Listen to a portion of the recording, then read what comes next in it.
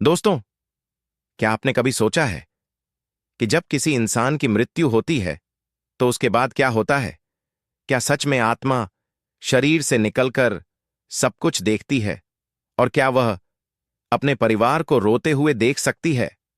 आज की इस रहस्यमयी कहानी में हम जानेंगे मृत्यु के बाद आत्मा के साथ क्या होता है। एक छोटे से गांव में मोहन नाम का एक व्यक्ति रहता था।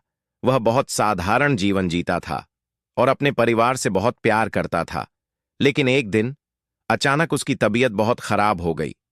डॉक्टरों ने उसे बचाने की बहुत कोशिश की, लेकिन कुछ ही समय बाद उसकी मृत्यु हो गई।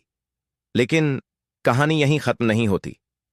मोहन को अचानक ऐसा महसूस हुआ जैसे वह गहरी नींद से जागा हो। उसने धीरे धीरे अपनी आंखें खोलीं और चारों तरफ देखने लगा। लेकिन जो उसने देखा वह बहुत अजीब था। उसके सामने उसका ही शरीर जमीन पर पड़ा हुआ था और उसके आसपास उसके परिवार के लोग रो रहे थे। मोहन समझ नहीं पा रहा था कि यह सब क्या हो रहा है। वह अपने परिवार से बात करना चाहता था, उन्हें बताना चाहता था कि वह यहीं है, लेकिन कोई भी उसकी आवाज नहीं सुन पा रहा था। तभी उसे धीरे धीरे एहसास हुआ कि अब वह अपने शरीर से अलग हो चुका है। उस समय उसे अपने पूरे जीवन की बातें याद आने लगीं। उसे याद आने लगा कि उसने कहाँ अच्छे काम किए और कहाँ उसने किसी को दुख दिया। उसे समझ में आने लगा कि जीवन में सबसे महत्वपूर्ण चीज इंसान के कर्म होते हैं।